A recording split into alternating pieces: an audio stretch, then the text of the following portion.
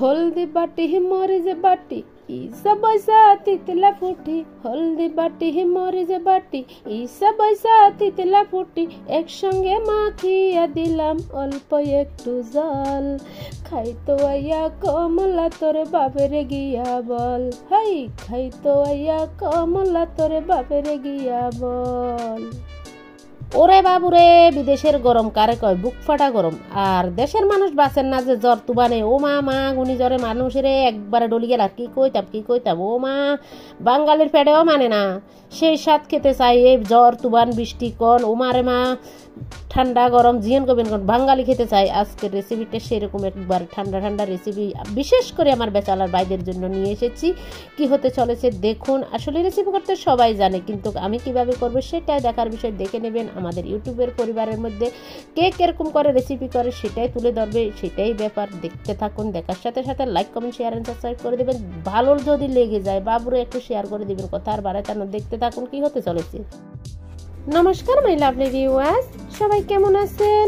আশা করি আমার ভাই বোনেরা সবাই খুব ভালো আছেন। আমিও ভালো আছি ভগবানের অশেষ কৃপায়। অন্তসমাম কিচেনে সবাইকে জানাই সুস্বাগতম। আজকে আবার বরাবরের মতন নতুন একটা পর্ব নিয়ে চলে এসেছি। দেখতে থাকুন কি হতে চলেছে। দেখার সাথে সাথে প্লিজ একটা লাইক করে দেবেন, সুন্দর একটা কমেন্ট করে দেবেন। যদি ভালো লেগে যায় প্লিজ শেয়ার করে দেবেন। রেসিপি করতে সবাই জানে কিন্তু আমি কিভাবে করি সেটাই আজকে তুলে ধরবো। দেখতে থাকুন।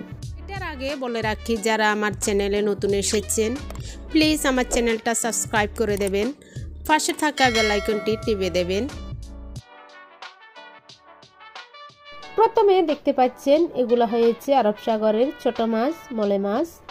এই মাছগুলা ধুয়ে পরিষ্কার করে একেবারে নিয়ে ফেলেছি, আর দেখালাম না। এই মাছগুলা ধুতে অনেকটা সময় লাগে যায় পরিষ্কার করতে। আমরা সবাই জানি ধুইতে কুটতে খুবই একটা ঝামেলার ব্যাপার। তারপরে কি করা, হেলদি একটা ছোট মাছ ধুয়ে পরিষ্কার করে নিয়ে নিলাম। এবার নিয়ে নিলাম একটা ছোট্ট কড়াইতে এবার দিয়ে দেব আমি এখানে একদম পাতলা পাতলা একদম চিকন করে আমি আলু কুচি করে নিয়েছি। আলুগুলা ধুয়ে পরিষ্কার করে নিয়ে নিলাম, দেখতে পাচ্ছেন। এবার আমি কড়াইতে হাত দিয়ে নিয়ে ফেললাম। এবার দিয়ে দেব আমি বড় সাইজের একটা পেঁয়াজ কুচি করে, সামান্য একটু রসুন কোড়া কুচি করে দিয়ে দিলাম। এবার দিয়ে দেব আমি কাঁচামরিচ, দেখতে পাচ্ছেন, বা কাঁচা লঙ্কা। এবার দিয়ে দিলাম আমি পাউডার মশলার মধ্যে এখানে কি নিয়েছি দেখুন। হলুদ নিয়েছি 1 টেবিল স্পুন, মরিচ নিয়েছি 1 টেবিল স্পুন, ধনে নিয়েছি 1 টেবিল স্পুন, জিরের গুঁড়ো নিয়েছি 1 টেবিল স্পুন। এই উপকরণগুলো দিয়ে দিলাম, স্বাদ অনুযায়ী লবণও দিয়ে দিচ্ছি, দেখতে পাচ্ছেন।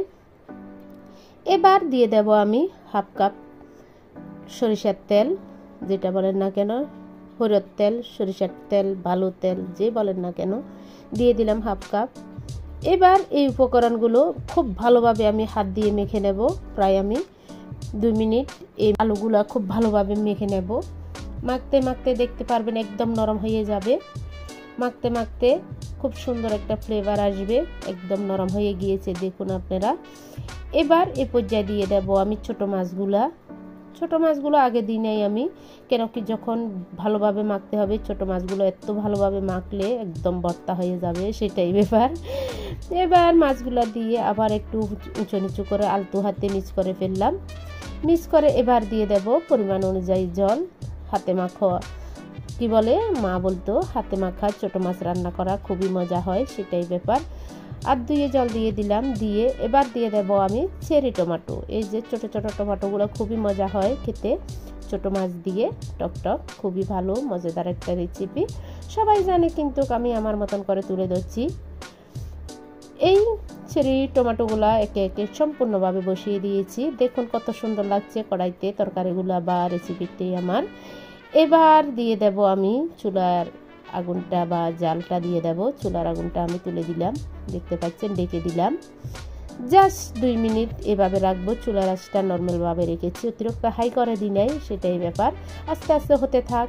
আস্তে আস্তে হলে কি হয়, তরকারিটা খুবই মজা হয়। আমরা সবাই জানি তাড়াহুড়া করে কোনো স্বাদ হয় না, যে কোনো তরকারি, যে কোনো রেসিপি। কথা বলতে বলতে আমি 2 মিনিট পরে এসে দেখলাম ওয়াও, ঢাকাটা তুলে দেখেছি, ওয়াও, কালারটা সেরকম আসছে, যে দেখুন কত সুন্দর। আবার একটু আলতো হাতে একটু উঁচু নিচু করে দেব, সেটাই ব্যাপার। উঁচু নিচু করে দিলাম, দিয়ে আরেকটু ডেকে দিয়ে খুব ভালোভাবে আরও 1 মিনিট হতে থাক, তরকারির পাকটা খুব ভালোভাবে আসুক, সেটাই ব্যাপার। 1 মিনিট পরে আবার ফিরে এসে দেখলাম, ঢাকা তুলে দেখলাম খুবই সুন্দর ফ্লেভারও বের হয়েছে। এবার এই পর্যায়ে আমি দিয়ে দেব এই যে রোস্ট মশলা নিয়েছি এখানে, আগের থেকে জিরে ধনে গরম মশলা সবগুলো মিক্স করে একটা রোস্ট মশলা তৈরি করে রেখেছি, সেখান থেকে আমি 1 টেবিল স্পুনের মতন ছড়িয়ে দিলাম, দেখতে পাচ্ছেন। এবার দিয়ে দেব ধনেপাতা। আহারে ধনেপাতা ছাড়তেই পারবো না, যেহেতু তরকারির আসল উপকরণ বাঙালির সেই স্বাদ, এই ধনেপাতা দিতে হবে। ধনেপাতা দিয়ে দিলাম, ছড়িয়ে দিলাম, দেখতে পাচ্ছেন কত সুন্দর ইয়ামি লাগছে। আবার একটু ডেকে দিলাম, ধনেপাতার ফ্লেভারটা পুরা তরকারির বা রেসিপির মধ্যে ঢুকে যাক, সেটাই ব্যাপার। এবার দেখুন কত সুন্দর কত ইয়ামি হয়েছে আমার রেসিপিটি। এবার দুপুরবেলায় খাবো, মেন লুকটা দেখে নিন আপনারা, আমি সাজিয়ে দিচ্ছি। খাবার পরিবেশনের মতন হয়ে গেল, খাবার উপযোগী হয়ে গেল, পরিবেশন করব এখন। এই যে দেখুন আমি প্লেটে তুলে দিচ্ছি।